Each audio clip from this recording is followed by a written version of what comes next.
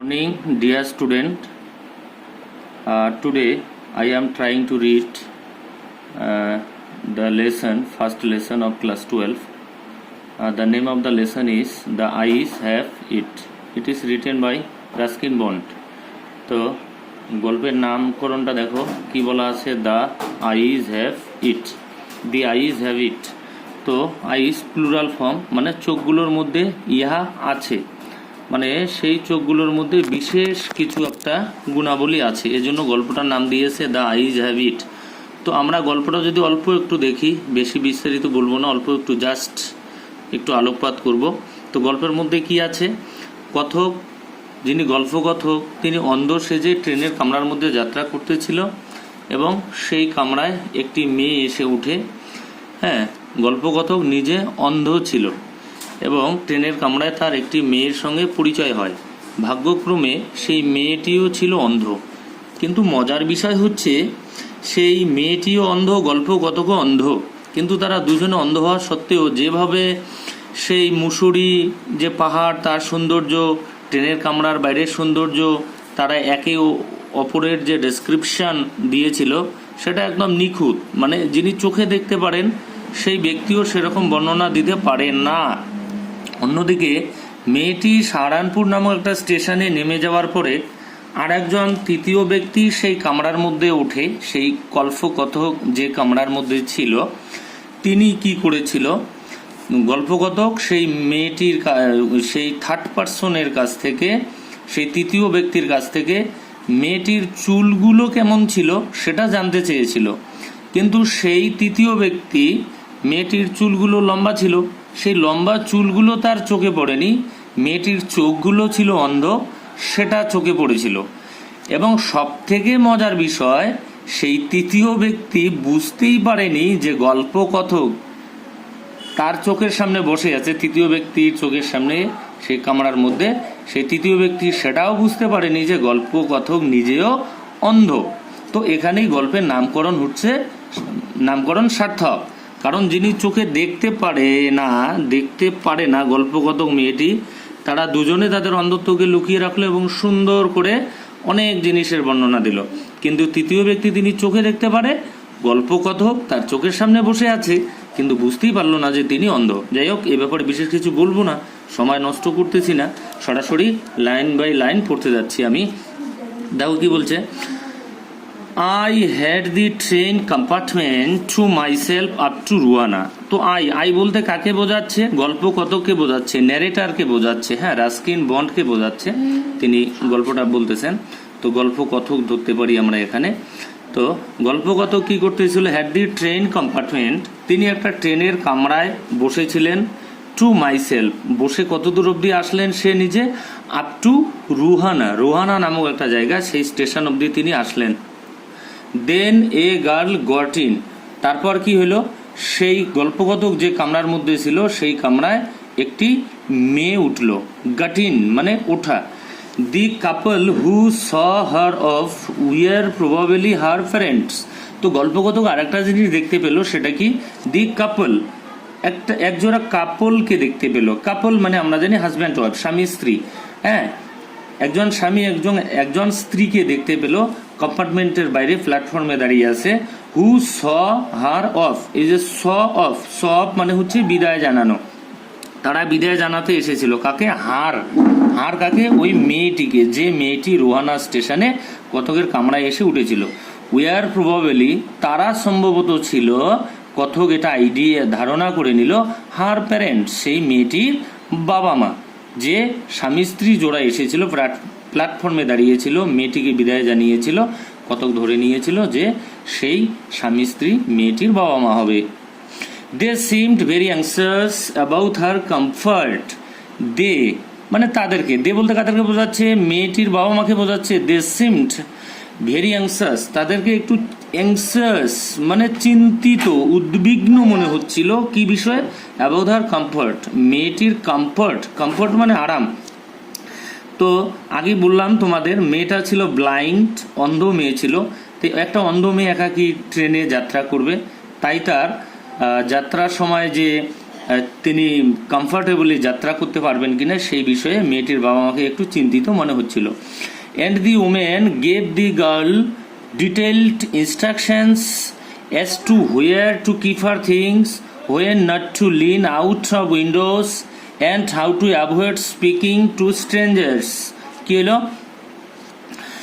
And the women বলতে মহিলাটি মানে মেয়েটির মাকে বোঝাচ্ছে। গেভ দি গার্ল তার মেয়েকে দিল কি দিল? ডিটেলড ইনস্ট্রাকশনস মানে নির্দেশ, ডিটেলড পুঙ্খানুপুঙ্খ কিছু নির্দেশ দিল। কি নির্দেশ দিল? As to where to keep her things বলতে জিনিসপাতি মানে ব্যাগপত্র ধরতে পারি। মেয়েটি ট্রেনের কামরায় যাত্রা করবে, তাই ফার্স্ট তাকে অ্যাডভাইস একটা নির্দেশ দিল as to where to keep her things, অর্থাৎ মেয়েটি যেন তার জিনিসপত্র ব্যাগপত্রগুলোকে ট্রেনের কামরার মধ্যে সঠিক জায়গায় রাখে, যে জায়গায় ব্যাগপত্র রাখতে হয় তার কাছাকাছি যেন রাখে।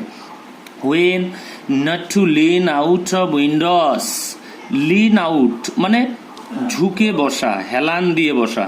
লিন আউট অফ উইন্ডোস অর্থাৎ মেয়েটি যেন জানালার পাশে গিয়ে হেলান দিয়ে না বসে, জানালায় হেলান দিয়ে বা হাত বের করে না দেয়, এরকমটা বলছে। And how to avoid speaking two strangers, how to avoid মানে এড়িয়ে চলা, স্পিকিং মানে কথা বলা, টু স্ট্রেঞ্জার্স মানে হচ্ছে আননোন ব্যক্তি, অপরিচিত ব্যক্তি। এবং মেয়েটি যেন কি না করে যেন ট্রেনের কামরার মধ্যে অপরিচিত ব্যক্তির সঙ্গে যতটা পারে কথা এড়িয়ে চলে। এই গেল আমাদের ফার্স্ট স্ট্যান্জা। সেকেন্ড স্ট্যান্জায় চলে যাচ্ছি। They called their goodbyes and the train pulled out of the station. Pulled out মানে বেরিয়ে যাওয়া। দে কল্ড দেয়ার গুড বাইস, দে বলতে মেয়েটির বাবা মাকে বোঝাচ্ছে, গুড বাইস মানে বিদায়। মেয়েটির বাবা মা মেয়েটিকে বিদায় জানালো। And the train pulled out of the station, সেই রোহানা স্টেশন থেকে ট্রেনটি বেরিয়ে যেতে লাগলো। As I was totally blind at the time, my eyes sensitive only to light and darkness. হ্যাঁ, অ্যাজ আই ওয়াজ যেহেতু আই বলতে গল্পকথককে বোঝাচ্ছে, যেহেতু গল্পকথক ছিল অর্থাৎ বা তুমি ছেলে ধরতে পারো একটা। হ্যাঁ, as I was totally blind at the time, যেহেতু তিনি নিজে কি বলেছে? টোটালি ব্লাইন্ড, সম্পূর্ণ অন্ধ ছিল। দেখো গল্পকথক বলেই দিল যে সে সেই সময়টাতে কি ছিল? সম্পূর্ণ অন্ধ ছিল, নিজে অন্ধ সেজেছিল। মাই আইজ তার চোখগুলো সেন্সিটিভ মানে কি? আন্ডারস্ট্যান্ড মানে বুঝতে পারতো। হ্যাঁ, only to light and darkness, কি বুঝতে পারতো? লাইট মানে আলো অর্থাৎ দিন, অ্যান্ড ডার্কনেস মানে অন্ধকার অর্থাৎ দিন এবং অন্ধকার, এর তফাৎটা বুঝতে পারতো। দিনের বেলা যখন যেহেতু অন্ধ দেখতে পারে না, দিনের বেলা সূর্যের আলো উঠতো তখন কথক আন্দাজ করতে পারতো এখন দিন চলছে। এবং ডার্কনেস যখন সূর্যের রোদটা থাকতো না, রাত্রিবেলা অন্ধকার, সে তখন বুঝতো যে এখন অন্ধকার চলছে। তাই আলো আর আধারে দিন রাত্রির তফাৎটা বুঝতে পারতো। I was unable to tell what the girl looked like. এবার গল্পটা বলতেছে, মেয়েটির সঙ্গে তার যে সাক্ষাৎ হয়েছিল তাকে শুরু করে দিল। I was unable to tell what the girl looked like. গল্পকথক বলতেছে আমি বলতে পারবো না, সম্পূর্ণরূপে বলতে পারবে না। কি বলতে পারবে না? What the girl looked like, মেয়েটি দেখতে কেমন ছিল সেটা বলতে পারবে না। কেন বলতে পারবে না? কারণ সে তো নিজেই দেখতে পারে না, অন্ধ ছিল। But I knew she wore slippers from the way they slapped against her heels. সে মেয়েটি দেখতে কেমন ছিল সেটা বলতে পারেনি, কিন্তু I knew আমি বুঝতে পেরেছিলাম, চোখে যেহেতু দেখতে পারে না তাই তাকে বুঝতে হবে। কি বুঝতে পেরেছিল? she wore slippers, ওর মানে পরিধান করা, পরেছিল। সে কি পরেছিল? স্লিপার্স, চটি জুতো। স্লিপার্স মানে চটি জুতো, জুতো পরেছিল আর কি। From the way they slapped against her heels, slapped মানে হচ্ছে আঘাত করা, হিল মানে হচ্ছে পায়ের গোড়ালি। তো কি হচ্ছে, মেয়েটি সেই চটি জুতোগুলো পরে যখন কামরায় উঠে এসে কথকের পাশে বসেছিল বা কথকের ঠিক অপোজিট সিটে বসেছিল, তখন এই যে হেঁটে হেঁটে এসেছিল, তখন তার চটির আওয়াজ পায়ের গোড়ালিতে লেগে এক ধরনের আওয়াজ হয়েছিল। সেই আওয়াজটা শুনে কথক বুঝতে পেরেছিল যে মেয়েটি জুতো পরেছিল। It would take me some time to discover something about her looks. কথক যেহেতু দেখতে পারে না তাই কথক বলছে it would take me some time, তার কিছু সময় লাগবে টু ডিসকভার মানে বুঝতে, আন্ডারস্ট্যান্ড, এটা বুঝতে, কি বুঝতে, সামথিং অ্যাবাউট হার লুকস, অর্থাৎ মেয়েটি দেখতে কি রকম এটা বুঝতে তার একটু সময় লাগবে। And perhaps I never would, এমনকি এরকমও হতে পারে যে তিনি এটা নাও করতে পারে, নাও হতে পারে, তিনি হয়তো বুঝতেই পারবেন না যে মেয়েটি দেখতে কি রকম। হ্যাঁ, কেন? কারণ হচ্ছে যেহেতু কথক দেখতে পারে না, চোখে দেখতে পারে না, অন্ধ, তাই মেয়েটির সঙ্গে এখন কথা বলতে হবে। কথা বলে কথকের যে আদার অর্গ্যানগুলো আছে সেগুলোর সাহায্যে তাকে ফিল করতে হবে, বুঝতে হবে যে মেয়েটির মুখমণ্ডল বা মুখশ্রী দেখতে কীরকম। But I like the sound of her voice and even the sound of her slippers, কিন্তু কথকের কি ভালো লেগেছিল? সাউন্ড অফ আর ভয়েস, মেয়েটির গলার আওয়াজ তাকে ভালো লেগেছিল। And even the sound of her slippers, সে যে চটি জুতো পরেছিল সেই চটি জুতোর যে চটাস চটাস আওয়াজ সেটা তার ভালো লেগেছিল। দুটো জিনিস ভালো লেগেছিল, একটা হচ্ছে sound of the girl and sound of her slippers. এবার দুজনের মধ্যে কথাবার্তা কিন্তু শুরু হয়ে যাচ্ছে মেয়েটি এবং ছেলেটির সঙ্গে, অর্থাৎ গল্পকথক এবং তার যে কো প্যাসেঞ্জার মেয়েটি যে রোহানায় উঠলো তার সাথে। Are you going all the way to Dehra, I asked, গল্পকথক এবার তাকে জিজ্ঞেস করলো মেয়েটিকে যে আপনি কি দেহরা অবধি যাচ্ছেন? এবার এই কথাটা শুনে কি হলো দেখো, I must have been sitting in a dark corner because my voice startled her. I must have been sitting, আমি বসেছিলাম, আমি বসেছিল মানে কি, গল্পকথক বসেছিল ইন এ ডার্ক কর্নার, সেই তিনি যে সিটে বসেছিল সেই কম্পার্টমেন্টে যে সিটে বসেছিল সেই সিটের একটা অন্ধকার কোণে তিনি বসেছিল, একাকী বসেছিল, তাই বিকজ মাই ভয়েস স্টার্টেলড হার, তাই গল্পকথক তখন যখন মেয়েটিকে জিজ্ঞাসা করেছিল যে আপনি কি দেহরা অবধি যাচ্ছেন, তখন তার এই কথাটি মেয়েটিকে স্টার্টেলড করে তুলেছিল, মানে চমকিয়ে তুলেছিল। স্টার্টেলড মানে চমকিয়ে ওঠা। She gave a little exclamation and said I didn't know anyone else was here. এবার মেয়েটি, যেহেতু মেয়েটি বুঝতে পারেনি যে তিনি বাদ দিয়ে সেই কামরায় অন্য কেউ ছিল, কথককে দেখেনি, কেমন করে দেখবে, মেয়েটি তো অন্ধ, এবং বুঝতেও পারেনি যে কথক বসেছিল, তাই কথক যখন তাকে জিজ্ঞেস করলো আপনি কি দেহরা অবধি যাচ্ছেন, তিনি চমকে উঠেছিল এবং তার চমকে ওঠা সেটা তিনি খুলেই বললেন। She gave a little exclamation, তিনি একটা আবেগ মানে একটা অবাক হয়ে এক্সক্লামেশন মানে বিস্ময় প্রকাশ করে তিনি বললেন, বিস্ময় সূচক একটা ইঙ্গিত প্রকাশ করলেন। অ্যান্ড সেইড, এবং বললেন I didn't know anyone else was here, আমি বুঝতেই পারিনি যে এখানে আমি বাদ দিয়ে আরও এই কামরার মধ্যে ছিল। এবার কথক বলতেছে well it often happens that people with good eyesight fail to see what is right in front of them. কথক বলল ওয়েল, ঠিক আছে, যাই হোক, ইট অফেন হ্যাপেন্স দ্যাট, এটা মাঝে মধ্যেই ঘটে থাকে যে কি ঘটে থাকে, পিপল উইথ গুড আইসাইট, যে সকল মানুষ চোখে ভালো দেখতে পারে, অর্থাৎ যাদের দৃষ্টিশক্তি ভালো, ভিজুয়ালাইজ পারসন যারা, ফেল টু সি, তারা দেখতে ব্যর্থ হয়ে যায়, what is right in front of them, তাদের চোখের সামনে কি জিনিসটা আছে সেটাই তারা দেখতে ব্যর্থ হয়ে যায়। এটা একটা গুরুত্বপূর্ণ লাইন, দাগ দিয়ে রাখতে পারো, people with good eyesight fail to see what is right in front of them. এখান থেকে কোশ্চেন্স আসে পরীক্ষায়। যে কথক বলতেছে যে সকল মানুষ চোখে ভালো দেখতে পারে তারা কাছের জিনিসটাকে দেখতে ভুলে যায়, ব্যর্থ হয়ে যায়। কেন? দেখো উনি কারণগুলো বলেছে। They have too much to take in, I suppose, কারণ হিসেবে কি বললো, যে যারা চোখে দেখতে পারে তাদের অনেক কিছু দেখার আছে, টেক ইন, আই সাপোজ, অর্থাৎ যারা চোখে দেখতে পারে তারা যদি চোখটা খুলে, চোখটা খুললেই চোখের সামনে অনেক জিনিস ভেসে ওঠে, ভেসে ওঠে, তাই তারা কি করে, ওই সামনের জিনিসগুলোকেই, সামনের দূরের জিনিসগুলোই তাদের চোখটা গিয়ে প্রতিফলিত হয় এবং তাদের কাছে যে জিনিসটা থাকে সেটা দেখতে কিন্তু ব্যর্থ হয়ে যায়। এখানে সুন্দর একটা মোরালিটি আছে। হ্যাঁ, এই কথাগুলোর মধ্যে পিপল উইথ গুড আইসাইট, তিনি সামনের জিনিস দেখতে ব্যর্থ হয়ে যায়, তাই না? এখানে মোরালিটি আছে। কি মোরালিটি আছে? দেখো একটু বলে দিচ্ছি, বেশি বলবো না, সময় দেরি হয়ে যাবে। দেখো আমরা যারা চোখে দেখতে পারি তো আমরা কাছের জিনিসটাকে দেখতে ব্যর্থ হয়ে যাই। এটাই আমাদের একটা দোষ কীরকম?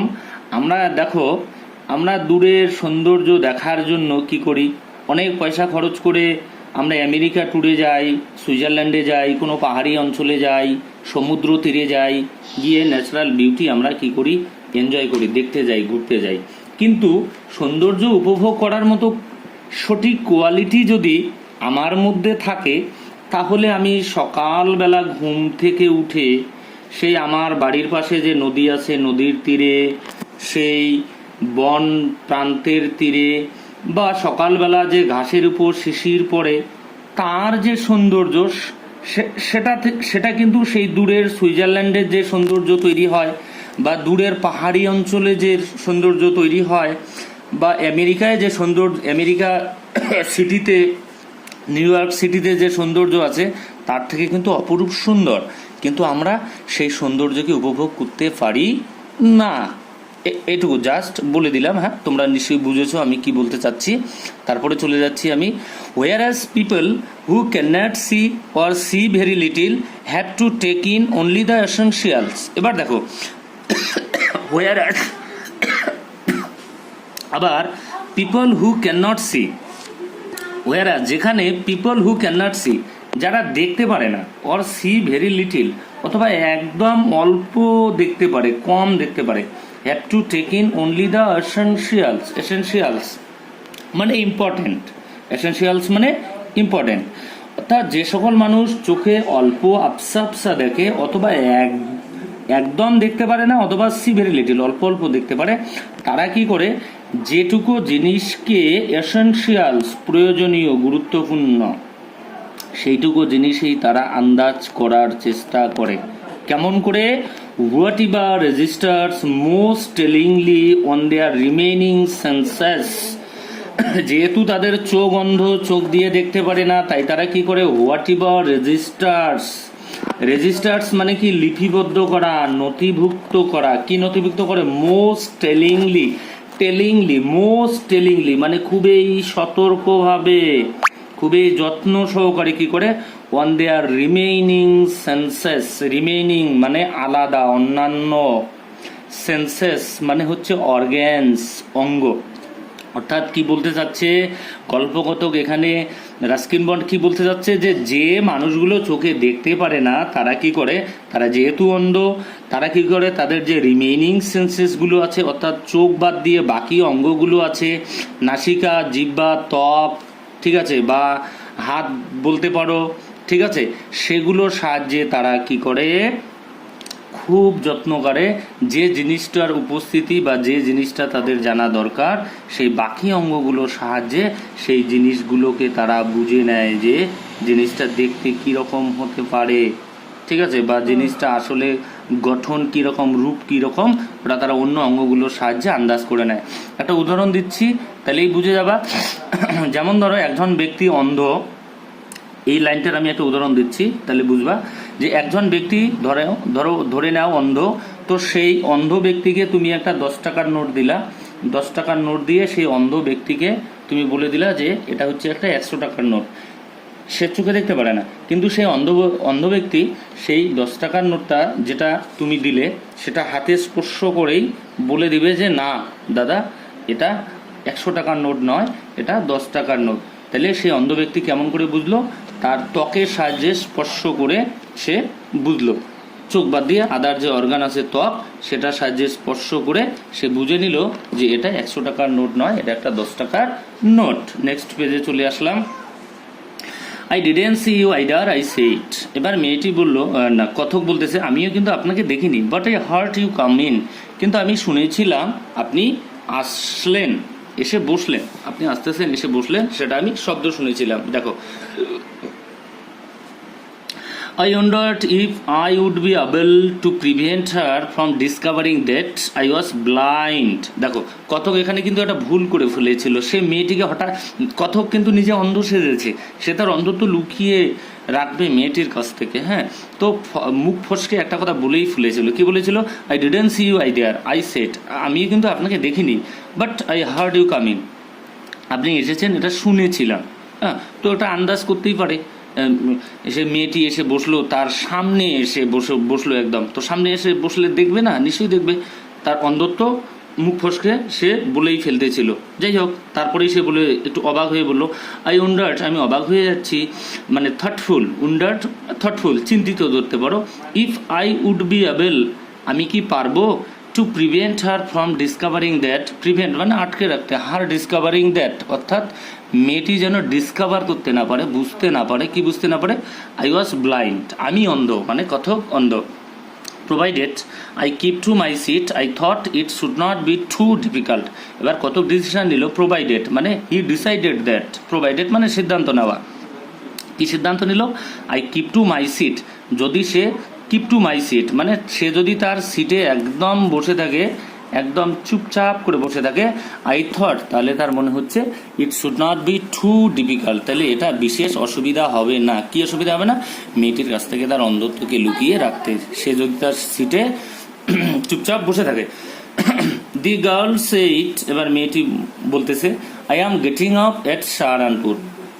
মেয়েটি বললো যে আমি সাহারানপুরে নেমে যাচ্ছি। গেটিং অফ মানে নেমে যাওয়া, সাহারানপুর একটা স্টেশনের নাম, সেখানে সে নেমে যাবে। মেয়েটি রোয়ানায় উঠেছিল, সাহারানপুরে নেমে যাবে, এটা বলে দিল। My aunt is meeting me there, এবং কতকে এও বললো যে মেয়েটির কাকিমা, আন্ট মানে কাকিমা ধরতে পারো, পিসিমা, জেঠিমা, যাই ধরো, মেয়েটির কাকিমা সেই সাহারানপুরে তার সঙ্গে দেখা করতে আসবে, অর্থাৎ মেয়েটিকে নিতে আসবে। এই কথাটি যখন মেয়েটি গল্প করতে বললো, then I had better not get too familiar, I replied. কতক বললো, তো যাই হোক, তাহলে আপনার সঙ্গে নট গেট টু ফ্যামিলিয়ার, তাহলে আপনার সঙ্গে আর বেশি পরিচিত হবার আর আমার দরকার নেই, প্রয়োজন নেই, হতে পারবো না। কেন? কারণ হিসাবে সে একটা ফর্মাল নর্মাল একটা কারণ বললো। কি বললো? Answer usually formidable creatures. Answer usually, usually মানে কি? সাধারণত, নর্মাল। ফর্মিডেবল ক্রিয়েচার্স, ক্রিয়েচার্স মানে কি? প্রাণী আমরা জানি, বা জন্তুর, ঠিক আছে, ব্যক্তি, এখানে ব্যক্তি ধরতে হবে। ফর্মিডেবল, ফর্মিডেবল মানে ভীতিমূলক, মানে ভয় পাওয়া। অর্থাৎ গল্পকথকের হয়তো একটু সমস্যা আছে। কি সমস্যা? যে তিনি কাকিমা বা পিসিমা বা জেঠিমাদের একটু ভয় করেন, তাই তিনি বললেন আনসার ইউজুয়ালি ফর্মিডেবল ক্রিয়েচার্স। তার হয়তো কাকিমাদের প্রতি একটু ভয় আছে, এই জন্য মেয়েটিকে বললো আপনার কাকিমা যেহেতু নিতে আসবে, যাই হোক, ইট উইল বি বেটার, হ্যাঁ, যে I get not too familiar to you, তাহলে আপনার সঙ্গে আমার আর বেশি পরিচিত হওয়ার দরকার নেই। এটা নর্মাল কারণ বললো। যাই হোক, এটাতে বেশি কিছু নেই, জোর দেওয়ার কিছু ব্যাপার নেই, এটা একটা নর্মাল কারণ বলে দিল। এবার আবার কথা শুরু হচ্ছে। Where are you going, she asked. এবার মেয়েটি গল্পকথকে জিজ্ঞেস করলো যে আপনি কোথায় যাচ্ছেন। এবার কতক উত্তর দিচ্ছে, to Dehra and then to Mussoorie. বলো যে আমি ফার্স্ট দেহরাতে যাচ্ছি, তারপর মুসুরিতে যাব। অর্থাৎ যে ট্রেনটিতে উঠেছিল সেই ট্রেনটি কিন্তু দেহরা স্টেশনে গিয়ে থামবে, মুসুরি স্টেশনে যাবে না। অর্থাৎ দেহরা থেকে তিনি সেই ট্রেনে নেমে হয়তো গাড়ি, বাসে বা ট্রামে করে বা অন্য কিছু যানবাহনের সাহায্যে তিনি তারপর মুসুরিতে গিয়ে কোথাও পৌঁছবেন। বুঝে নিচ্ছি আমরা এখান থেকে। এবার oh how lucky you are, I wish I were going to Mussoorie. এবার কথক যখন মেয়েটিকে বলল যে উনি মুসৌরিতে যাচ্ছে, তো এবার মেয়েটি কি বললো দেখো, মেয়েটি কিন্তু তার অন্ততকে লুকিয়ে রাখতেছিল কতকের কাছ থেকে। দেখো কত সুন্দর অভিনয় করতেছে। ও হাউ লাকি ইউ আর, আহ আপনি কত বড়ই না ভাগ্যবান। I wish I were going two Mussoorie, আমারও ইচ্ছে হচ্ছে আমিও যেন মুসৌরিতে চলে যাচ্ছি। আই লাভ দি হিলস, আমি পাহাড়কে খুব ভালোবাসি, পাহাড় দেখতে আমার খুব ভালো লাগে। দেখো কত সুন্দর করে বলতেছে, তার অন্তরকে লুকিয়ে রাখার একটা ট্যাকটিক দেখো। বলতেছে আই লাভ দি হিলস, তার পাহাড় খুব ভালো লাগে, মানে পাহাড় দেখতে তার খুব ভালো লাগে, মানে সে বোঝাতে চাচ্ছে যে সে চোখে দেখতে পারে, তার অন্তরকে লুকিয়ে রাখতেছে। স্পেশালি ইন অক্টোবর, কোন সময়ে মুসুরির পাহাড়কে দেখতে ভালো লাগে? In October, in the month of October, October মাসে মুসুরির পাহাড়কে দেখতে খুবই ভালো লাগে। Yes this is the best time, I said calling on my memory. Yes this is the best time, এই লাইনটাতে দাগ দিতে পারো, this is the best time, I wish I were going to Mussoorie, I love the hills, especially in October, এগুলো থেকে question হয়। কথা বললো যে হ্যাঁ অবশ্যই অক্টোবর মাসেই হচ্ছে সব থেকে ভালো সময় মুসুরির পাহাড় সৌন্দর্য দেখতে যাওয়ার জন্য। আই সেইড, কত এই কথাটা মেয়েটিকে বললো, calling on my memories, memories মানে স্মৃতি, মানে তার যে পাস্ট এক্সপিরিয়েন্স আছে, আগে তিনি মুসুরির পাহাড় দেখেছিল, এখন তিনি অন্ধ সেজেছেন, তাই তার অতীত স্মৃতির উপর নির্ভর করে মেয়েটিকে উত্তর দিল যে হ্যাঁ, অবশ্যই মুসুরির পাহাড় দেখতে খুবই সুন্দর লাগে অক্টোবর মাসে। তার কিছু বর্ণনা দিল, দেখো খুব সুন্দর। The hills are covered with wild dahlias. এই অক্টোবর মাসে কি হয়, এই পাহাড়গুলো ভরে ওঠে। কভার্ড, কভার্ড মানে এখানে ডেকোরেটেড ধরতে পারো তোমরা, সজ্জিত করা, সাজিয়ে তোলা। উইথ ওয়াইল্ড ডালিয়াস, পাহাড়গুলো এই সময় নিজেদেরকে সাজিয়ে তোলে বা পাহাড়ে এই সময় গজিয়ে ওঠে। কি গজিয়ে ওঠে? With wild Dalia's. ওয়াইল্ড মানে বন্য, ডালিয়া, ডালিয়া কি? ডালিয়া হচ্ছে এক ধরনের ফুল, এ কাইন্ড অফ ফ্লেভার। তো কি বলেছে? ওয়াইল্ড ডালিয়া, বন্য ডালিয়া ফুলে। তো ওয়াইল্ড আমরা কি ধরতে পারি? ওয়াইল্ড মানে প্রচুর সংখ্যায় ধরতে পারি।